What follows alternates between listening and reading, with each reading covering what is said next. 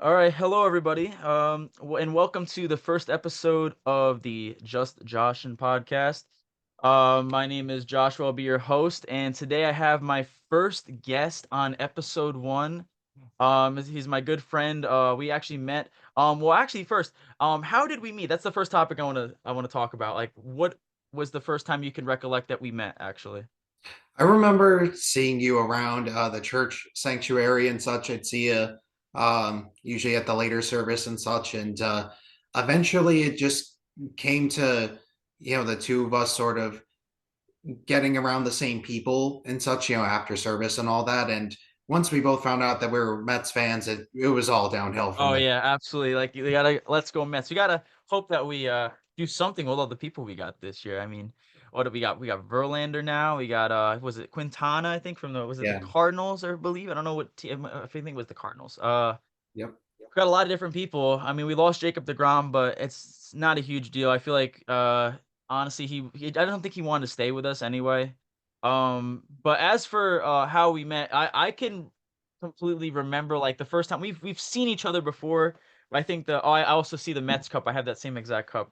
I think the first time I can actually remember us meeting is like probably like introducing ourselves was probably at like a adult group. Like we if you guys don't know like we went to the same church and we had this night. It would usually be like a Tuesday night, Mhm. and we would go to an adult group with our fellow church members. We'd play like card games and like basketball or dodgeball or whatever it may be, and we would have a good time with that. So I think that's the first time. But my favorite memory that we shared when we were at adult group was we played a game of mini golf one time. We went to it used to be Fun Central. That's what the place used to be called, but now it's like what's it called now? I don't know exactly what Oh, it's.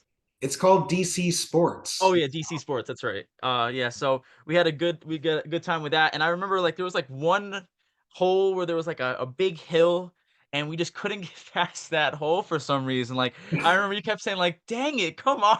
And you were getting so upset. Yep. I was getting upset too. I mean, It was awful, and that was around the time that Stranger Things was big with like the running up that hill song or whatever. So it was like trying to like get the ball up that hill, and it was just like, oh, it was ridiculous. And that's so one show I really got to get into. I don't know. I still haven't seen that show. People keep recommending I have to see some Stranger Things episodes. Is there any like TV shows that you've been watching right now that you're into right now? so I'm a stereotypical woman when it comes to shows. Uh, so I love the show New Girl. So I'm rewatching I've that. heard of that one before. Yeah. Yep. So I've watched through Gilmore Girls probably 20 times, if not more. Um, and those are honestly like my fallback shows along with Jane the Virgin. Like I'm literally, hooked on like stereotypical like women's shows. And I did that for such a long time to be able to try and get inside the mind of a woman and to try and like when I was single to try and like Well, it's always impossible to know what's going through their head sometimes. yeah, it's I've been with the same woman for over 5 years now, and there Well, are times. congratulations. Thanks, man. It's and it's we're less than 6 months away from marriage, and there are times that it's like I don't know anything about what she's thinking right now. So you guys already have your wedding planned and everything like that? Most of it, yeah, most of Well, it, that's great. yeah. What is your and if you don't if it's personal, like you don't have to, like, do you have like plans, like maybe like to have it like a church, have it outdoors, what's the idea you thinking? So we picked out a venue a long time ago, and we have it secured and such. It's right on the water in Virginia Beach. Wow, Um, that's beautiful. yeah, so which is where she and I live now. Um, and so it's at this venue right on the water, and the actual like ceremony space, it's technically outdoors, outdoors, Yeah. but it's covered, and so it lets in like all of like the breeze that comes in off the water and such. The sun will be setting at that time, so it won't be too hot, at the beginning of June. Plus, we have That's the great. breeze coming in, and if it rains, which is a possibility, we're covered. Lord, hope not. Yeah, exactly. We're covered already, so we don't have to worry about it raining or anything because we're covered, and we get a nice breeze and all that as well. Even if it is hot, it's still going to be. It's like the perfect area to to be doing it. I'm sure. I definitely think that's a place I'd wanna have my wedding at. Like, I've actually been to probably as many weddings as anybody's been to because, my cousin I actually have this job right now that I'm doing as a it's a part-time while I'm doing also my real estate as my career, where I would be a waiter at, like, her catering service. So, like, she would be like, "Okay, you go to the wedding and like we'll give you the tables to set up, we'll give you the venue to set up, set up all the chairs for the ceremony. You serve drinks and wine and champagne and all that." And like it's so surreal like seeing like it happen. It's like a magical day. It's like you have all these days in your life and then that day is just like it's something different. So every single wedding is always different, and every single time it's always so surreal just watching it happen, like, right in front of you. So, hopefully, you have that same magical feeling, that I've seen so many other people go through, and honestly, sometimes it actually gets me kinda bummed out 'cause, like, I wanna get married one day myself, so it's like I keep seeing it happen, and it's just like, I hope it happens for me someday. I mean, dang, like, I keep seeing everybody else getting married. Um, so I know Christmas just passed. And of course, like, the most important thing we all know about Christmas is, the birth of Jesus. As we're both Christians here and we both are not afraid to proclaim God, that it's the most important thing about Christmas.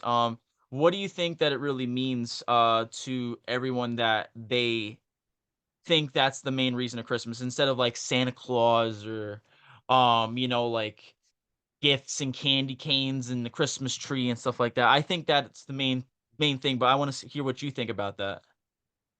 Yep. And so for for me, it's definitely the idea of keeping the faith, right? So people were waiting, Jews were waiting for hundreds of years for a savior to be born. People were waiting, and generation after generation had gone on, waiting for something to, waiting for someone to be born.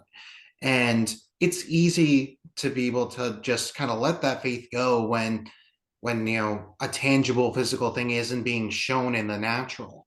um but finally, we see in scripture that that Jesus did come, and that he was born and is the savior. And this was especially important for me at the beginning of my faith walk, was seeing how the Old Testament lined up with the New, and how everything lined up, and it was hundreds of years apart. And it's not like these authors at the Old Testament knew anyone from the New Testament. They're hundreds of years apart. Yeah. They weren't around each other. And so All they had was like word of mouth stories from their ancestors or people above them and like, their grandfathers, fathers, all that type of stuff. yeah, because scripture wasn't so accessible the way that it is today.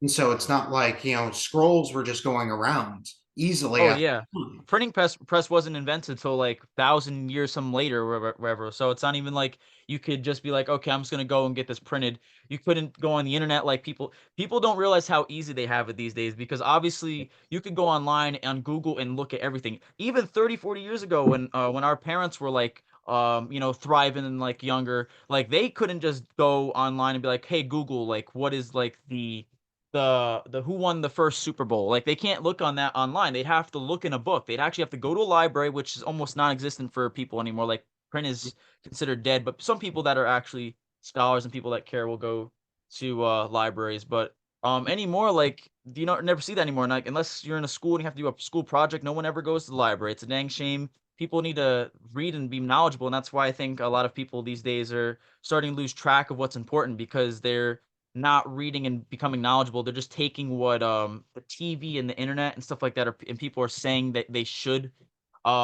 believe in, they should follow, they should do all this and that. And I think that's a sad truth about how our society has been failing lately. I mean, it's just unfortunate. Yeah. We're so overloaded with information, but people are starving for truth, you know? And so, and that's the battle these days is that there's so much information out there that people will try and find any sort of way to be able to try and go against the truth. So, and because there are so many options out there, there are so many people out there, um, who are going to try and proclaim against, against the gospel and all that. And so, um, it's also, going back to the original question of, what I think about it in terms of, Christmas and all of that. What are we actually thinking about more? What are we actually focused on? And so many people, especially, and I'll pick on, Christians, I guess, in the meantime. So many people say, "Oh, it's God, then family, then my job or whatever." It's like, okay, great. Which of those three do you actually spend the most time thinking about? That You is true. Quickly that 1 2 3 becomes a 3 2 1, and so it's what we're actually consciously thinking about and what it is that we're most willing to be able to think of, to think about and actually live for. Well, actions obviously speak louder than words. Like you could always say, God's number one in my life. Family is number two, friends are number three. But like, if you don't ever take the time to like really believe that, like if you don't take the time even, to read a verse of the day, to go to church here and there, like, God just wants you obviously to believe in Him. He's not saying you have to 100% like be like, I have to go to church every Sunday. I have to read a verse every single hour of the day. Like he just wants you to know that he's number one in your life. He wants you to know, obviously, that that's the importance of things like that. And I think people, honestly, like I don't know why went to a commercialism type of thing for Christmas. I don't know how that even really started per se,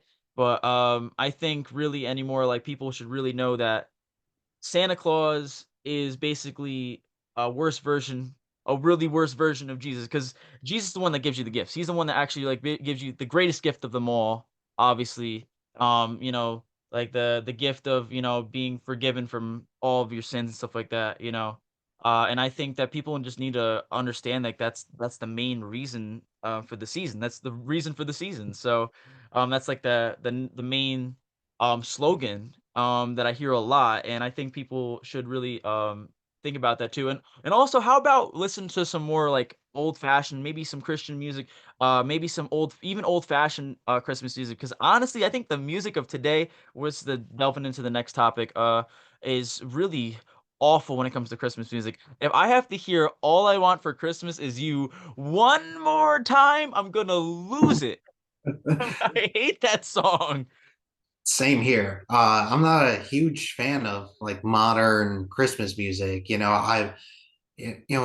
anyone goes onto my Spotify and they see like my Christmas playlist, it's a lot of the older music. It's a lot of the older stuff, and so it's a little bit more old fashioned. That's just call me an old soul, I guess. Hey, Um, nothing wrong with that. and Brooke and I, we get called that all the time. We get called, old fashioned, old souls. We've been called an old married couple a bunch. Even before being married, which is common, but that's just how it is. I would much rather stick with the music that actually, um, is intended to be able to actually glorify, what it is that I believe in.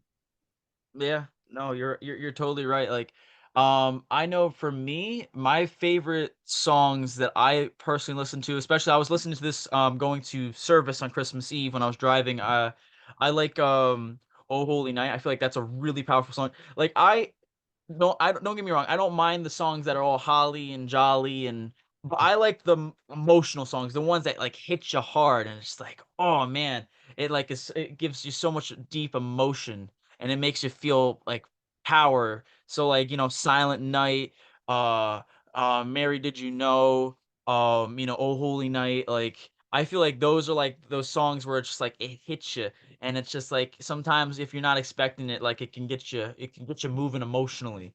And that's how what I one some of the ones I listen to for sure. Yeah, I've fought against listening to a lot of them all the time just because I played them so often, like every year in band, from the time I was Ah. in fourth grade all the way through high school. So it was, uh, it was, so difficult to try and listen to music that I was already playing every single day at school from like November all the way through, December. Oh, you were in band. I that's one thing I did not know about you. I was actually in chorus for all the way from like ninth grade, ninth, 10th grade in high school, uh college and stuff like that. I did not know you were in band. So we kind of had a similar schooling in the fact that we were involved in music and stuff like that. I did not know that. That's something now it's interesting that we connected now on that. I did not know that about you. Yeah, I played trombone, not well, but I can do it. And Hey, I mean you're better than me. so, and I enjoyed it. Just not something I'm looking to pick back up. I guess. I think I'd rather much more be on stage. I did a couple of musicals and such in high school that I was on stage for. I did stand up when I was in college. Again, not well, but I did it, and it helps with confidence and all that, and being able to literally talk to anyone because now dealing with because I work with kids and such. Now dealing with parents and all that, or with people who are angry and frustrated. I've dealt with that a lot in terms of people who were maybe upset with jokes that I told and being able to handle that. So I get that. The sensitivity in people is ridiculous. Like I'm the type of guy, I don't care. I respectably will put the fun in funeral. Obviously, you get what I mean. I'm not actually gonna be like at a funeral telling jokes and stuff like that. But you know what I mean? I just feel like people gotta be a little bit more relaxed. Like it's not like any of the jokes that we're saying, it's like we're trying to make fun of you.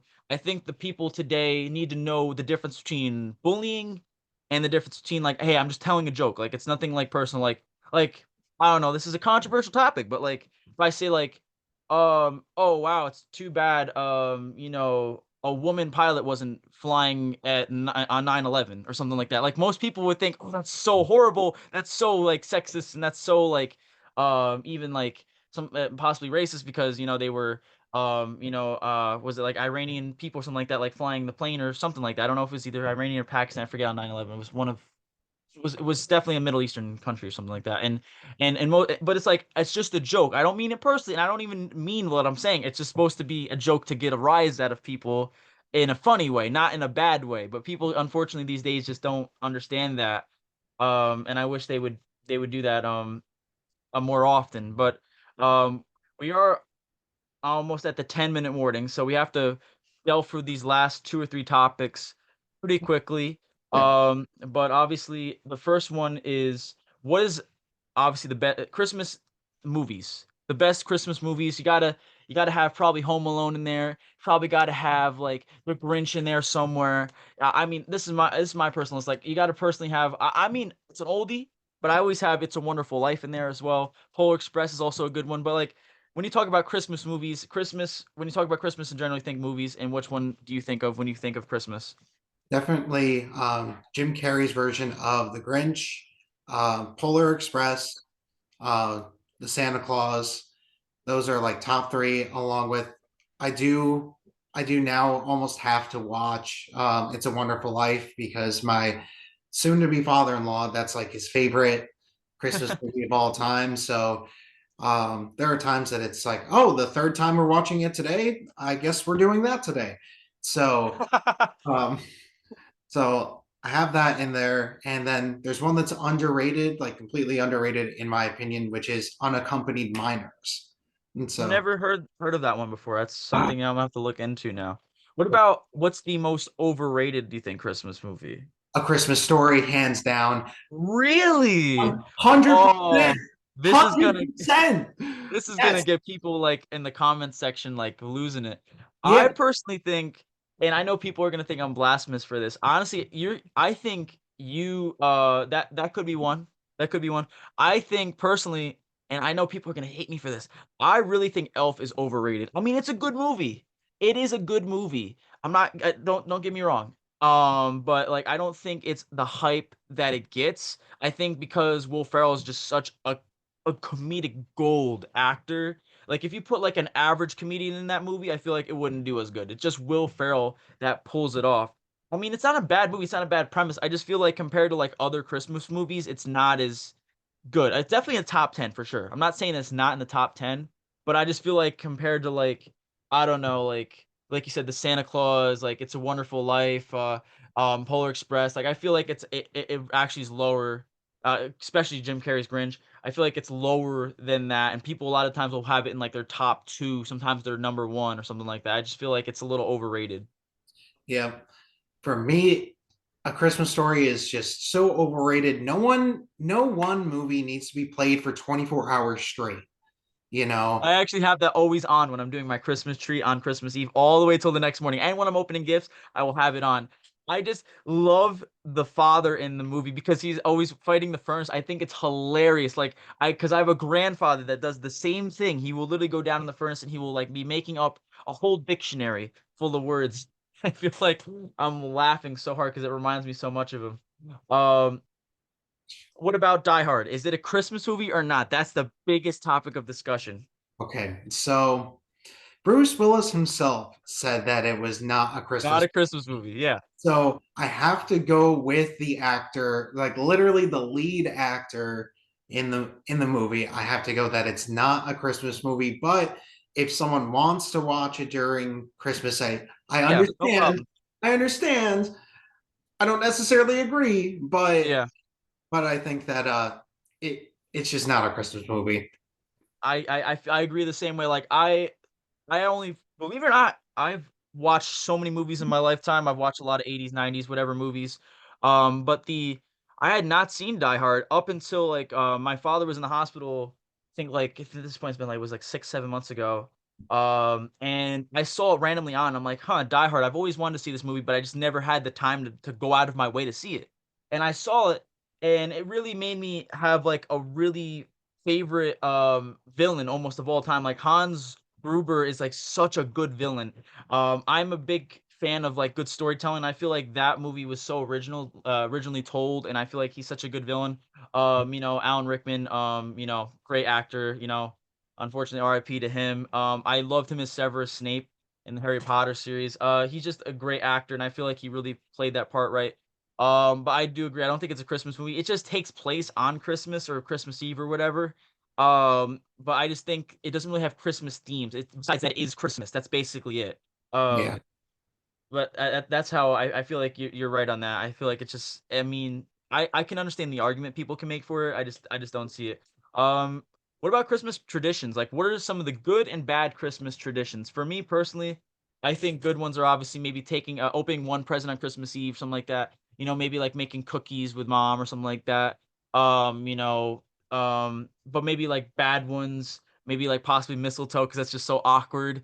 That it has to happen. I don't know, like, what are some of the craziest Christmas traditions, good and bad, you've heard? So growing up,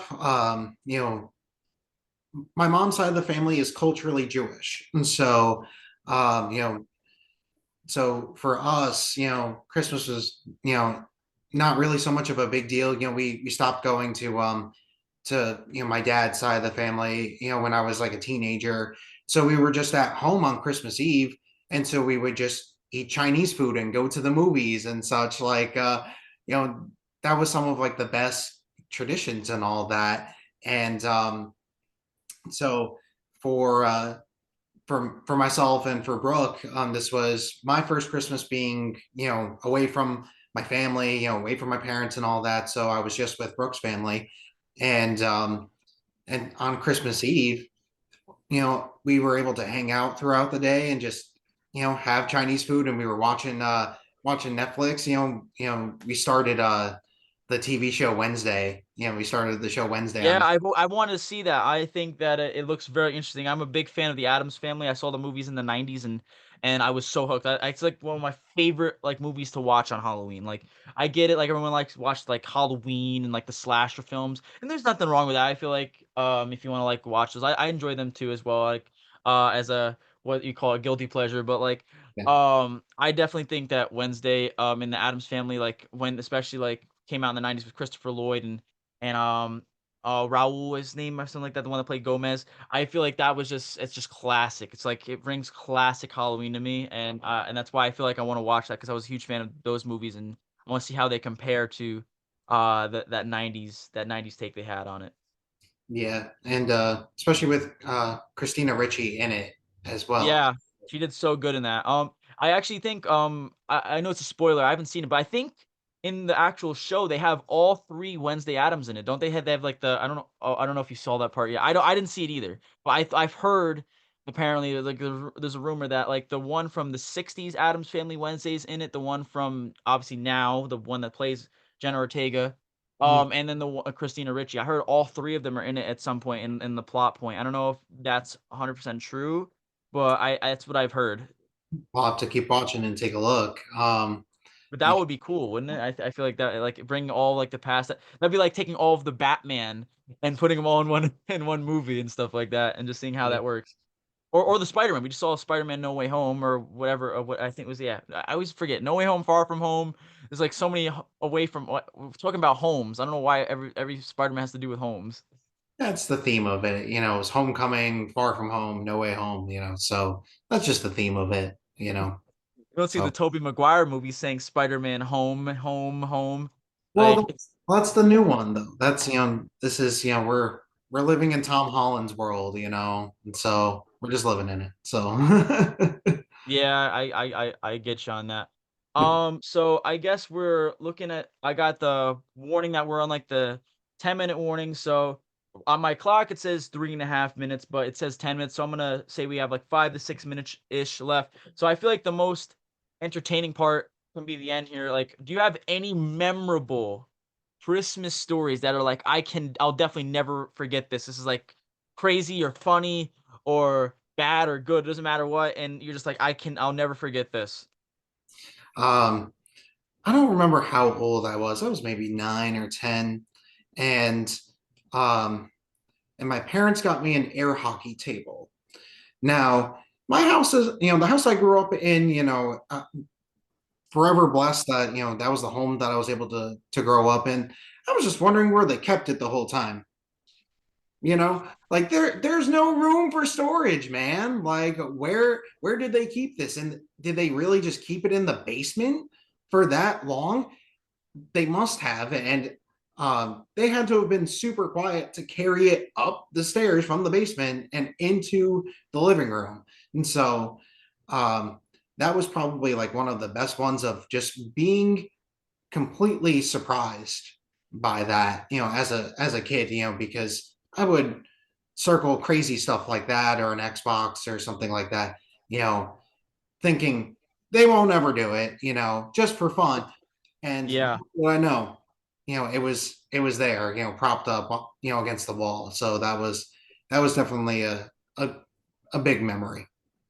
Now, air hockey table, like, one of those miniature ones or, like, a huge, like, one that you have to, like, set up and you could do, like, like a plug-in or something like that. I don't know which one you're talking about because there's some miniature ones and there's some the actual life-size ones. No, like the actual ones that you'll see in like an arcade and all that. Yeah. Wow, that must have been really expensive, I can imagine. But, Yeah. I guarantee you probably played the crap out of that. I guarantee you were probably like, "Dad, let's play, let's." Yep, it was on all the time. So, that was a big part of being able to, if I had friends over, that was a big If there draw. was ever if there was ever a debate or if there was ever, like, you and your friends had a problem or a quarrel, there was no fighting, there was, "Okay, 1v1 me in air hockey." Yep, we will settle this on the hockey table. Settle on the hockey. Yep. Now for me, I actually have a similar story, but like it was in the Christmas overrated story that you call it, the at the end where like he doesn't think he got the Red Ryder BB gun and like the dad like, "Hey, look over there," like, I was wanting an Xbox. I remember I was like 6 or 7 years old. I had watched my cousin, my older cousin, it's like 18 or 19, play the original Xbox. My first ever game I saw him play, and he let me play a little bit, was Jaws Unleashed. I love that game. My Jaws is my favorite movie also, if you didn't know. Um, And so I wanted an Xbox 360 because I heard the announcement. They're like Xbox 360, blah blah blah. It's a new console, and I'm like, I want this. Like, fell in love with gaming through the original Xbox, and I just want to get this. And so I asked it, but I come from a family like we're grateful. We're not like poor, but like we're not like rich either. So I wasn't expecting anything. I didn't know if we were gonna get it. I didn't know how we were gonna um if they were to have the money to get it, if or however that would work. So I opened my presents that day, and I was grateful. I got a lot of stuff that I wanted. I'm like, oh wow, this is great. And honestly, I didn't even expect to get it. I was just really just happy for what I got. There's the timer, but that's fine because I see on the top we have 6 minutes remaining. But that's just my warning. Is I was done and I'm like, "Okay, it's cool, great Christmas." And then all of a sudden, I see like I think it was like a note or something like that somewhere. My mom was like, "Hey, look at that note." And I'm like, I look at like a note and it says like it's almost like a game of like where almost like a treasure solving like adventure. So I would go to a certain spot and look for the clue and around the house and I'd find another envelope or whatever and like with a clue and I would keep going all the way around and eventually I found a clue where it says look in somewhere such and such. I think it was like in like this bedroom or something like that around this shelf in this corner and I did and there you have it. There was a big like wrapped box sort and I'm like okay, wonder what's in here. I almost my mind was almost thinking I wonder if I think it's what I think it is because I'm Mhm. like that's just kind of and this was before like was broken the news that Santa Claus, everyone has that moment. But this was before that, because I was like only like 7 years old. So when I opened it, like it was like, oh, Santa must have left that somehow. And so I opened it and it was an Xbox. Sure enough, it was Xbox 360, and that was like one of my fondest moments of Christmas. I'll never forget that. And I've always been Team Xbox ever since. Like I never been like PS4, PS5's better, blah blah blah. I've always been Team Xbox. I just can never after that moment just switch over to PS. The only thing I have annoying on PS that I mean on Xbox that PS is like you could stream on YouTube through PS. You can on Xbox because unfortunately because of the console wars they have specific contracts with certain companies and and Sony has a contract with YouTube so they can stream directly off their console to YouTube whereas Xbox it's with Twitch in a sense. Well, PlayStation can still do Twitch as well, but like Xbox has Mixer and Twitch. So that's the only ones you could stream off of, which is annoying for me because I could still technically stream off my Xbox on YouTube, but there's so many extra things I have to do to make it work. It's not just as simple as a PS where I can just hit the button and then just like boom. So it can be annoying, but um those are the two that was the memory that I had and we had great stories. We had similar stories. So we are at the 3.5 minute mark. So I guess we're gonna be wrapping it up. I do appreciate the time that you took, Justin. I really appreciate that because we did for all that you don't know, is since it's the first episode, we had to probably take an hour and a half almost to set up because we couldn't figure out how to get my microphone to be heard on the stream or on the recording while also hearing Justin hearing me. So the picture wasn't a horrible thing. That was okay. But it was always just the problem with the mic and the audio just not wanting to work. It's always the audio. And of course in a podcast you have to have the audio because if you don't have the audio, what's the point? You're just gonna see two people like constantly moving their lips but not saying anything. So but as for you, Justin, again, thank you so much. And is there anything else you'd want to say to wrap it up? Because I know I've been talking a lot. um, and so pretty much just to wrap up, is continue whatever it was that the Christmas season gave you, whether it was, feeling grateful, joy, even continuing from Thanksgiving, keep those with you. Don't let those pass you by. Keep those with you and continue to pass it on while the world decides to go back to misery. You know, Yeah. don't live by the way of the world. Be changed by the renewing of your mind that always goes on. Take those feelings of Thanksgiving, of gratitude and all that joy and all that with you. Take that with you the rest of the year and just remember to keep everything from this season keep that with you in terms of those positive things, and anything that's negative, turn that over to God, let him take care of it, and cast your cares onto him. That's so true. I can't stress that enough. That's such a good point, is that we shouldn't be nice and do all this just for one season, just for 1 month and stuff like that. We shouldn't be like, "Okay, it's Christmas, so now I can act nice." Like, it should be the entire year. That's you can't stress that enough. Why does it have to be only one little month or period of the season when you should always be nice, you should always be faithful, you should always have good spirits and positive attitudes throughout the entire year. Christmas, of course, you could kick it up to an 11, but you should always have at least that positive mentality throughout your entire year, every year. So we are at the 1 minute warning. But again, thank you, Justin, so much. I appreciate it. And we will be back again next Friday. I don't know exactly what guests we will be having. But hope you guys tune in. Don't be afraid to like, comment, and subscribe. And I really hope you guys enjoyed. Bye, Justin. Take care, man.